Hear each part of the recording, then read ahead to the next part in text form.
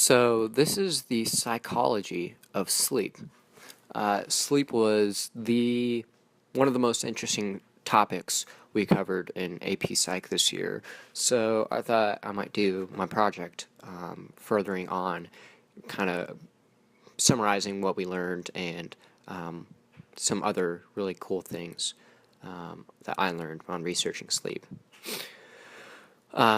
If you want more information, you can go to sleep.com. There's actually a lot of other very, very useful websites on what sleep is and how we do sleep. So, what's really interesting is that scientists don't know for sure why we sleep. So, why do we sleep? We don't have a concrete idea why we sleep, but we have about 5 theories. Um, so, the first theory, excuse me, the first theory is protection. So, an evolutionary understanding, it helps us keep our senses up and aware. Recuperation helps us give a freshness to the day, freshness to ourselves. Restore and rebuild memory. So there's a theory that we learn. It's really where we learn the previous day. Creative thinking, when we get into dreams, which is a totally another video, but getting into dreams, and support growth. So if you ever heard athletes getting a lot of sleep before a big event, that's because we believe that we grow overnight. So we have the circadian rhythm. Have you ever really questioned why we sleep at night and why we are awake at day? It's because of the circadian rhythm. It's the biological clock. It's our own sense of time, in a sense. So regular body rhythms that occur on a regular 24-hour cycle. So we get 9 hours of sleep, and we're awake for the rest of the 15 hours. Yeah, math, great. All right, so we have a lot of different stages of sleep. So we have awakefulness, which is called being awake, and then we have 4 stages of non-REM, and then REM sleep. REM sleep stands for rapid eye movement sleep. So when we're awake, we actually have, compared to when we're asleep, less brain activity, which I thought is really interesting because when you're awake, you're using more sensation and such.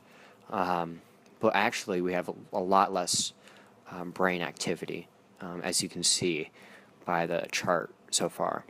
So, a non-REM one is where we hallucinate. It's where you're dozing off in class, kind of thing. Non-REM 2 is when you start to really fall asleep. Brain activity gets higher. Non-REM 3 and 4 is where you're really getting to deep sleep, and it's where you really get into deep sleep. And if you try to go from, have you ever woken up really, really crabby? That's because you probably woke up in the middle of non-REM 3 or 4, and getting those high brain waves to low is really, really taxing on your brain. So then we have REM sleep. REM sleep, like I said earlier, stands for rapid eye movement sleep. And this is where 20 to 30% of our actual sleep occurs. REM sleep is actually where most of our dreaming occurs. So when you think, if you really do remember a dream, it's most likely from your REM sleep. So what happens in REM sleep is that you get irregular heartbeat, irregular breathing, and actually chemicals are sent throughout your whole body that paralyze your muscles. So if you wake up and have sleep paralysis, that's because your body is still experiencing REM sleep. So those chemicals haven't been gone away from your muscles, and frozen in a sense. Even though we don't know why we sleep, we do know that without a certain amount of REM sleep in a certain period of time, you can actually die, which is not really good. So I recommend that you get some REM sleep. A quick note that a REM cycle, so going from stage 1 of non-REM to REM, is 90 minutes. So what happens if you don't get enough sleep? That's a very interesting question. A lot of things can happen, actually. You can have slow reflexes. So if you notice a change in how you're doing athletically, you can see that. You can see the difference. You can actually be depressed. Correlations have shown in studies that less sleep can correlate with depression and vice versa. So, especially if you have depression, get sleep. And if you're not getting enough sleep, you have more chance of depression. So that's not good. Another effect of sleep deprivation is hypertension and heart disease.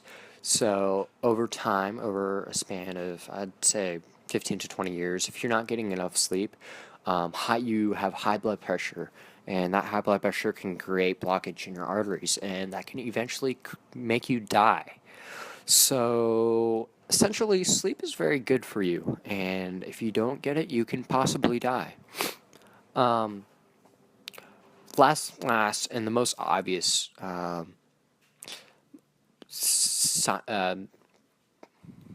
do I want to say?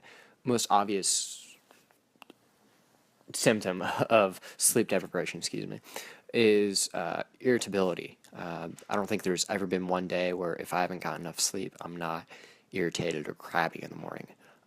It's the most socially aware and socially noticed symptom of sleep deprivation.